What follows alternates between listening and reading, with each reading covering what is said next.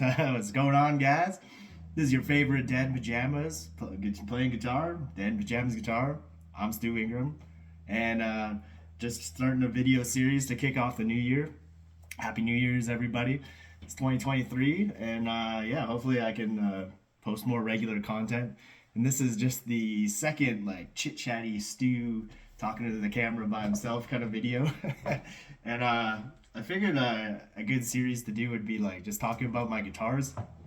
I mean, you see them in the videos and stuff, but I mean, like as every guitar player will tell you, every guitar has a story behind it. I don't really have that many, so it won't be like an insanely long series. Considering I've been playing over 20 years, I have a very humble amount of guitars, I would say. But you know, or quality over quantity is how I'll put it. Anyways, I'm also gonna kind of go in chronological order of like when I got them, because like as you probably noticed, you haven't seen this guitar in too many videos. It's an Ibanez RX 350, and yeah, let's just get to the story behind this one because it's been with me a long time, and it's yeah, quite the ride.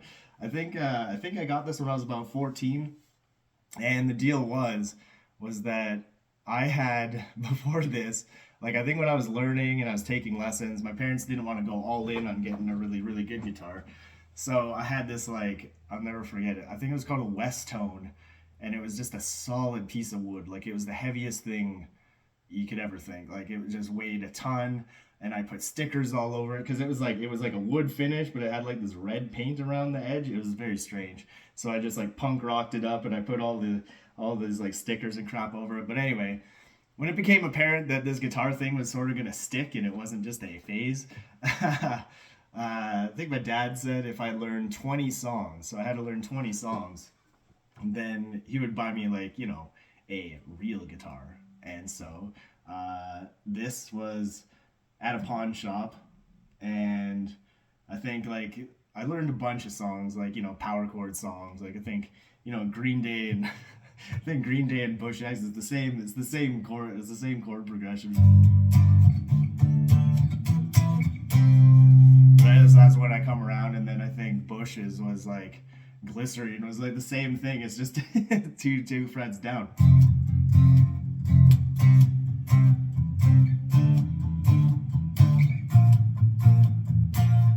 Right? So like 20 songs, man, no problem, right? But the one that I think put me over the edge and why I started the video with The Unforgiven was The Unforgiven by Metallica. So I was really into Metallica. I still love still love Metallica, right? How can you not? Legends. And I think it's when I sort of learned the solo and not just like the rest of the song that I think my dad was convinced. I mean, who knows, right? But I think he's convinced, like, okay, let's get him like a proper guitar. So, like I said, pawn shop. This baby is like $400, I think, at the time. And yeah, I mean, right? Like compared to the old crappy West Tone that was just a block of wood, this thing was like a Ferrari. And so I loved it.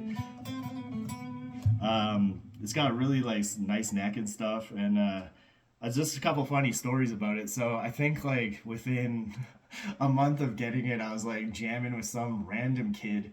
And God, I wish I could remember his name, but I can't. He was a drummer, but he was just wild, and he was a really good drummer. But we were playing like War Pigs or something, or trying to play it, and I think I was going crazy at the end, like a big rock and roll ending, and I took it off and stuff, and I like was dragging it along my amp and whatnot, and then like there's this scratch on the on the 15th fret, like right there. I put this scratch on the fretboard like right away, and I knew that was bad because I'm like, oh yeah, the fretboard should never get scratched because like when you press the note right, it's gonna sound like wrong, or it's not gonna sound good. Like out of anywhere you want to scratch and ding your guitar, the fretboard is the very last place. Like literally anywhere else, who cares, right? You can have a chipped headstock and still play. You can have a chip on the body and still play. You can take this whole horn off right here and still play. But if you start messing with the fretboard, you're never gonna be able to use that note. Anyway, so that was kind of stupid, right? But you're 14, you're 15, and you want to be a rock and roll, so you drag your guitar across the amp like Jimi Hendrix did and all the other rock stars. Anyway, so that's like one funny story about it. So it's been there ever since.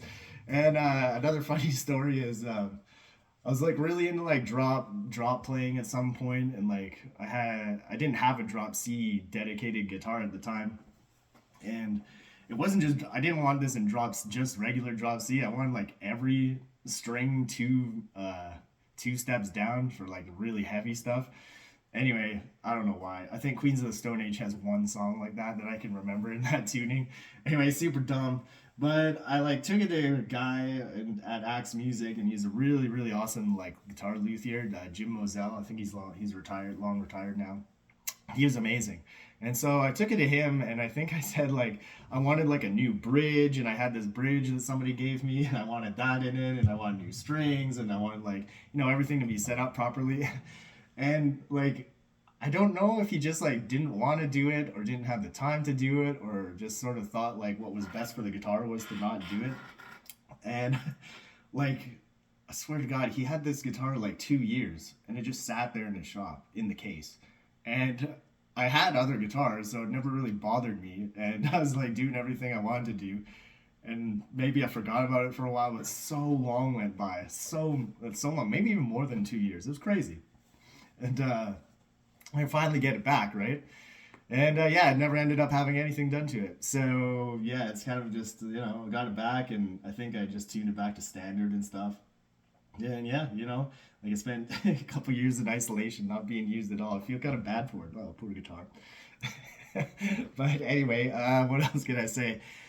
I mean, it's crappy because like I got it back and I was like excited to use it, and I was using it and stuff, but I have other guitars, higher quality, and just different tunings. And now I also just kind of don't know what to do with this one, right? So unfortunately for it sort of stays in the storage area in his case, and doesn't really come out very often. But I mean, now that I'm playing it, like it is nice. Yeah. See, I can still play that Unforgiven solo. Let's see where that's at. Oh, can I get it here? Yeah, I can. Yeah, I mean, it sounds pretty good.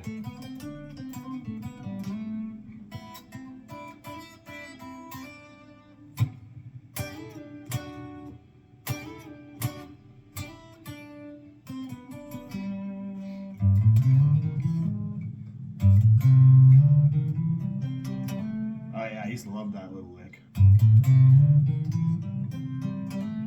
That was so smooth. And then something.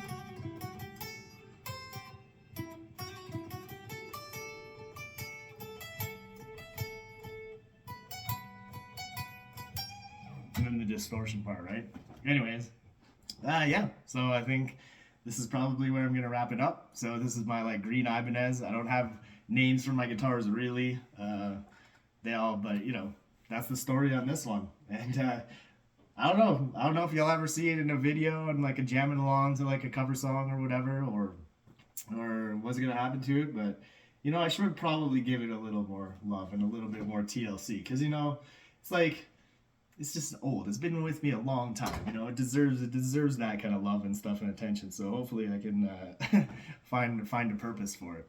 Anyways, this is the first video of 2023. And it's me just chatting and shooting the shit with the camera here. And if you guys have any ideas on what to do with this guitar or what song you might want to see played with it, drop a comment in the comment section below.